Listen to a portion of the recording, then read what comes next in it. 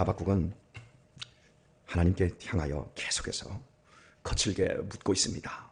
하나님, 이러시겠습니까?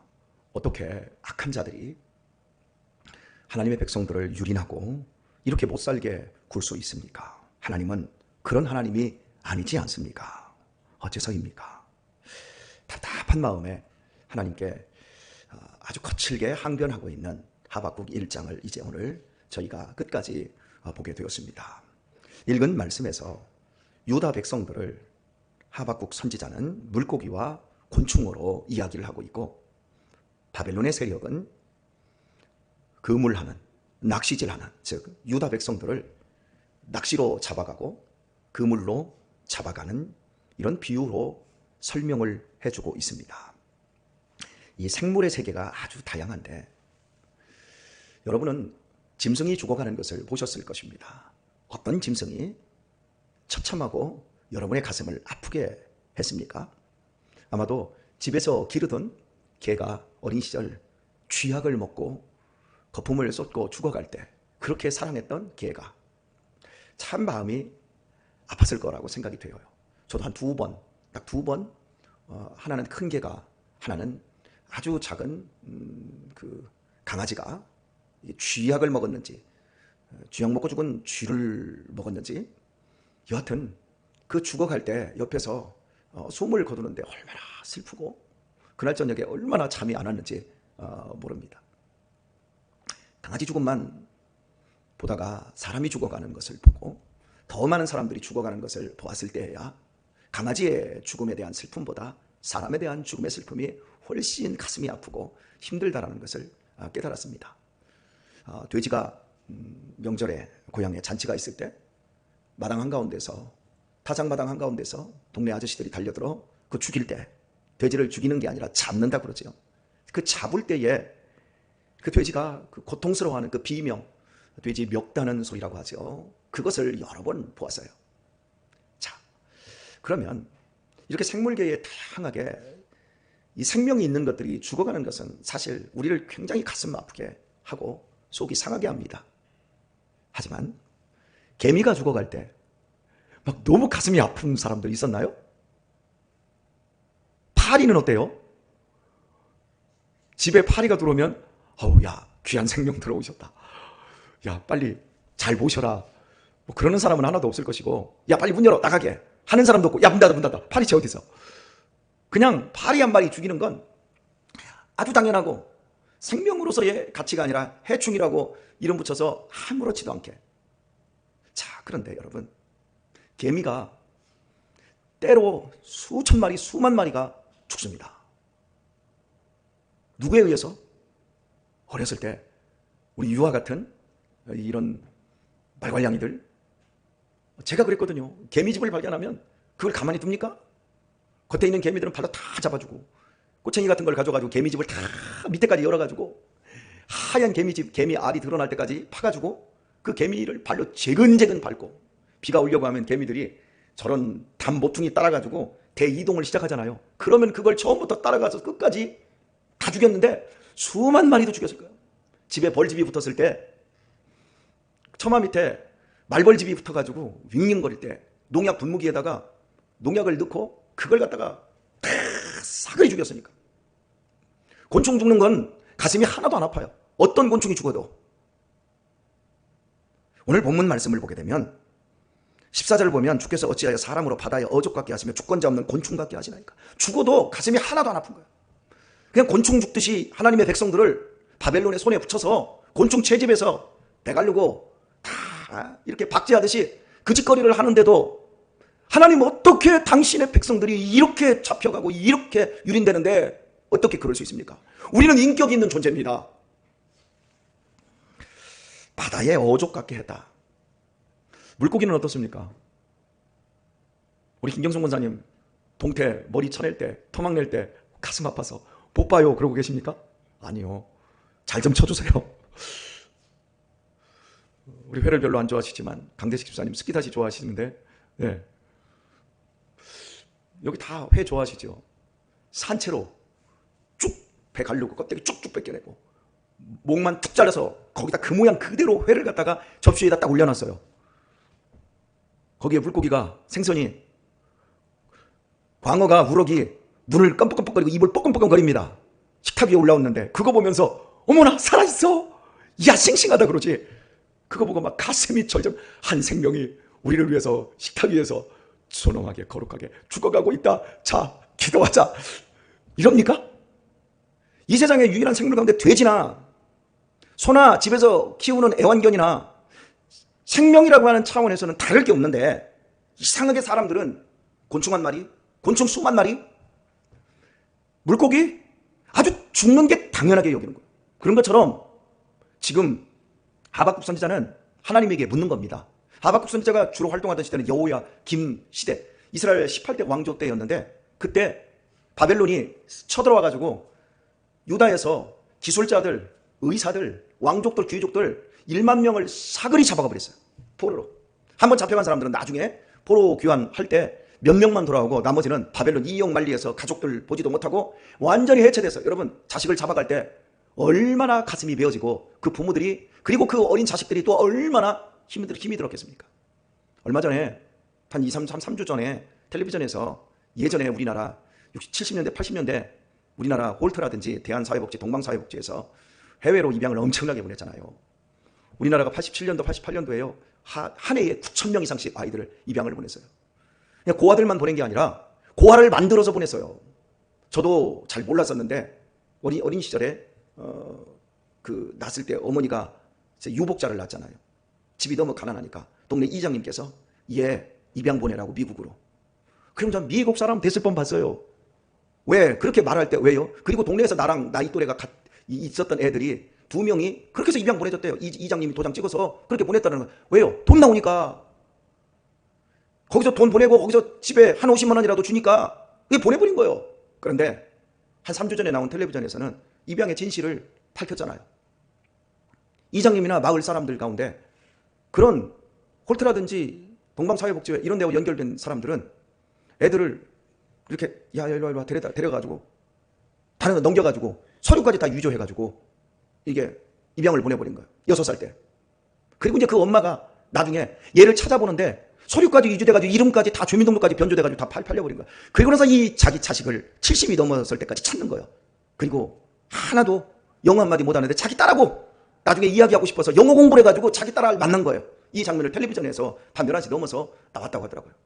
가슴이 메어지는 거예요. 사람이 포로로 잡혀가고 낚싯줄에 걸리고 이 곤충처럼 죽이고 이러면 안 되는 거예요, 사람은.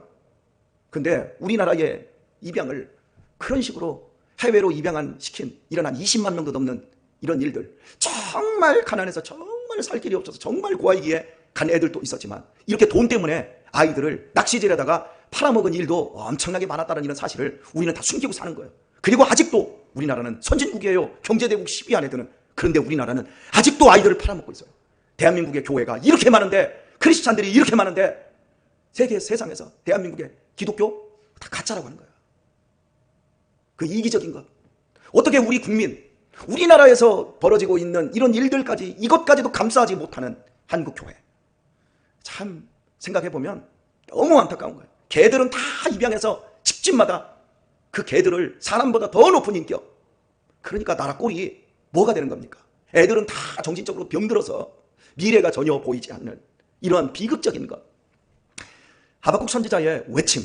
도대체 우리가 곤충입니까? 하나님, 우리가 도대체 물고기입니까? 생선입니까?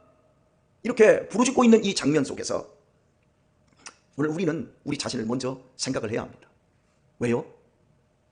예수님께서 산상수훈을 말씀하시면서 이것이 율법이고 이것이 선지자니라 라고 2번 말씀을 하세요. 첫 번째는 네가 대접을 받고자 하는 대로 남을 대접하라. 이것이 율법이고 선지자니라. 그리고 하나님을 마음을 다하고 뜻을 다하고 성품을 다해 사랑하고 네 이웃을 네 몸과 같이 네가 너를 사랑하는 것처럼 사랑하라. 이것이 율법이고 선지자의 대강령이니라. 신앙생활에 가장 중요한 포인트, 이 2가지를 우리가 잊어버리면 안 돼요. 내가 대접하는 대로 내가 그 대접을 받는 거예요. 여러분 혹시 신앙생활 하면서 서운하게 느끼십니까? 이 교회에서 서운함을 느끼십니까? 내가 서운하게 대접을 하고 있는 거예요. 제가 꾸며낸 말이 아니에요. 사람은 투사하는 거예요, 자기를. 그건 자기의 생각인 거예요. 여러분이 교회에서 신앙생활 하면서 참 내가 사랑받고 있고 참 교회를 잘 선택했다 이런 생각이 드십니까? 여러분이 지금 교회를 사랑하고 여러분이 그렇게 날마다 선택하고 있는 거예요. 핑계할 게 없는 거예요. 정말 내가 마음을 다하고 하나님을 사랑하고 내가 정말 몸을 다해서 이 교회를 사랑하고 있다면 우리는 충분히 만족하는 거예요. 왜 이스라엘 백성들이 하나님 앞에서 물고기 신세처럼 곤충처럼 되었습니까? 자기들이 하나님을 곤충처럼 대했어요. 자기들이 하나님을 생선처럼 대한 거예요. 우상이나 섬기고 하나님을 무시했잖아요.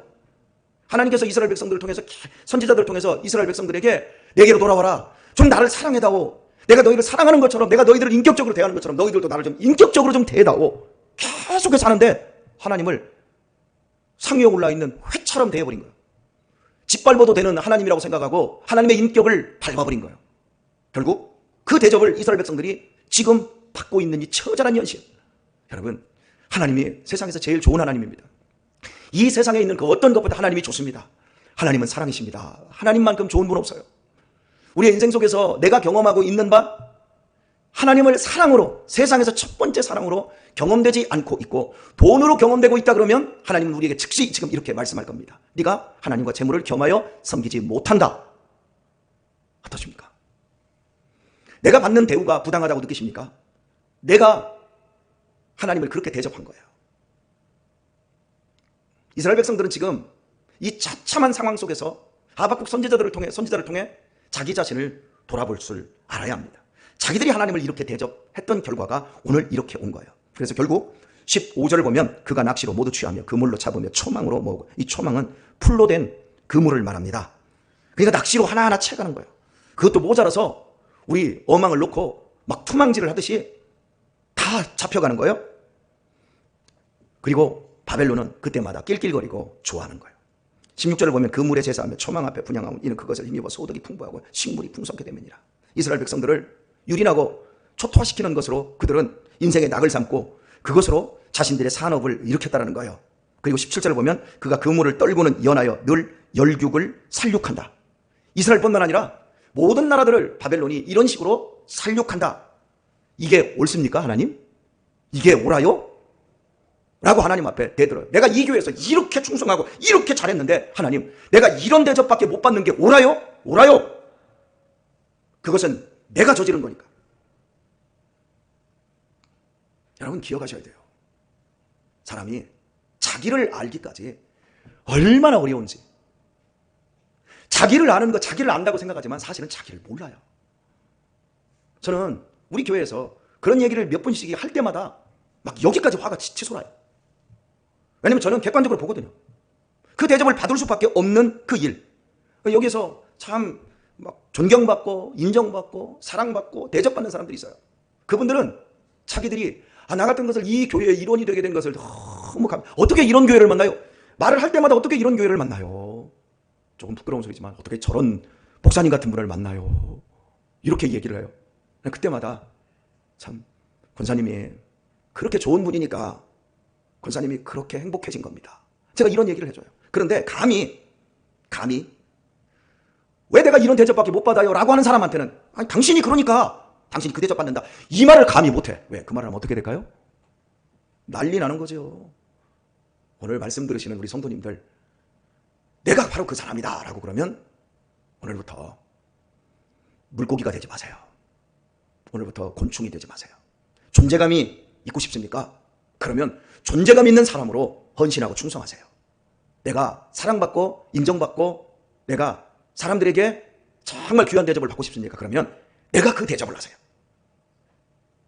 그것이 오늘 하나님이 우리에게 주시고자 하는 최고의 말씀입니다. 선지자의 강령이고 율법입니다. 세상에서 가장 무서운 암이 어떤 암이지요? 지금 우리 시차례에 목사님 사모님이 암이 3번째 재발하셨어요.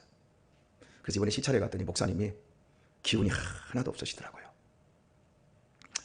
참 무서운 겁니다. 암이 제일 무서운 암이 뭐예요? 여쭸어요. 어떤 거지요? 췌장암? 아니요. 따라서 하세요. 교만암. 따라서 하세요. 교만암. 암이라고 하면 안 돼요. 교만암이에요. 교만보다 무서운 암이 없어요. 저는 제 자신이 참 이 교만으로 말미암아 얼마나 하나님 앞에 얻어 터지고 얼마나 저를 하나님이 낮추시기 위해서 제가 곤충 취급받고 제가 각이 떠진 회신세로 전락한 것을 경험하며 아, 그때 교만해서 그랬구나. 뒤로 돌아보니까 다 교만해서 그런 거예요. 청빙이 2번씩이나 깨진 것도 다 제 자신이 그때 교만해서 그런 거예요. 제가 얼마 전에 제 아내한테 참 위로의 말을 하나 들었어요. 여보, 당신 교회 개척 시작했을 때 생각해봐. 사람도 없고 당신이 얼마나 오해를 많이 받았어. 나쁜 놈이라고. 교회를 무너뜨리고 다른 교회 교인들 빼다가 교회 개척한다고. 그래서 당신 노예에서도 안 받아줬잖아. 그때 당신이 어떻게 참았어? 강단에서 엎드려서 입 한마디도 안 하고 그냥 맨 울기만 하면서 그때 당신이 참았잖아. 그때도 참았는데 지금은 왜 못 참아? 그 얘기를 딱 하는데 와, 지금은 나를 따르고 존경해주는 사람들이 이렇게 많고 교회도 이렇게 풍성하고 청년들도 이렇게 순종적으로 참. 근데 내가 왜 가슴이 아프지? 왜 성질이 나지? 교만해서 그렇구나. 여러분, 세상에서 제일 무서운 암 교만함입니다. 교만하면 행복도 없고요. 교만하면 정말 고통이고요. 나중에 하나님이 각을 뜨셔서 우리를 회치십니다. 그리고 우리를 곤충같게 파리 취급당합니다. 그래서 우리를 납작 엎드리게 만들지요. 우리는 하나님의 자녀입니다. 예수님의 피값으로 구원받은 하나님의 자녀입니다. 우리는 죄의 종이 아니라 하나님의 자녀입니다. 우리는 존귀한 자입니다. 그러나 존귀하기 때문에 이 땅에서 더욱더 낮아지라고 하나님이 말씀하고 계신 거예요. 그런데 안 낮아져요. 낮아지기가 얼마나 힘든지 몰라요. 정말 죽기보다도 힘든 게 낮아지는 것 같아요. 여러분은 정말 이 겸손하신 분들이 많은데 저는 겸손한 척하는 거지 안 겸손해요. 미치겠어요. 이 안에서 교만한 마음으로 뭔가를 얘기해주고 싶고 뭔가를 가르쳐주고 싶고 그런 모든 것들이 다 교만에서 온다라고 하는 것. 제가 그걸 느끼면서 오늘 이 본문을 제가 살피며 하나님, 내가 하나님을 곤충처럼 하나님을 횟든 횟감처럼 제가 취급하지 않겠습니다. 하나님, 나를 더 잘게 부셔주시고 나를 아주 재근재근 밟아주셔서 교만하지 않게 해주세요. 왜냐하면 교만은 패망의 선봉이요 거만함은 넘어짐의 앞잡이니까 그래요. 세상에서 제일 무서운 암 교만함. 교만 떠십시오. 그러나 각오하십시오. 오늘부터 우리 더욱더 겸손하도록 하십시다. 겸손하려면 방법은 딱 한 가지요. 나 죽었다. 그거밖에 없어. 세상을 이기는 힘은 죽을 때 내 안에 예수님이 살아서 승리케 하는 방법밖에 없더라고요. 내가 그리스도와 함께 십자가에 못 박힐 때만 승리할 수 있습니다. 그냥 시퍼렇게 살아서 나 좀 대접해줘, 나 좀 인정해줘 이러다가 회 떠지지 마시고 그냥 막 사랑하고 하나님 인정하고 날마다 하나님을 인격적으로 대하고 내가 사람들을 대할 때 인격적으로 개, 고양이 그런 거 말고 진짜 사람을 보다듬고 인격적으로 대하면 하나님이 우리 한 사람 한 사람을 얼마나 귀하게 여기실지 생각만 해도 기쁘고 신바람 납니다. 사랑하는 교우 여러분, 암 중에 제일 무서운 암 꼭 기억하시고 오늘 이후로부터 우리 이런 암을 이기는 가장 무서운 암을 이긴 사람은 이런 핫바리 암들은 다 이겨내리라 믿습니다. 이렇게 너그럽게 생각하시고 오늘도 교만이 꿈틀댈 때 나 죽었다. 예수님이 나 위해 죽었고 나는 예수님의 삶을 산다. 예수님의 그 온유하시고 겸손한 삶을 산다. 고백하시고 그 삶을 살아내셔서 꼭 승리하기를 예수님의 이름으로 축원합니다.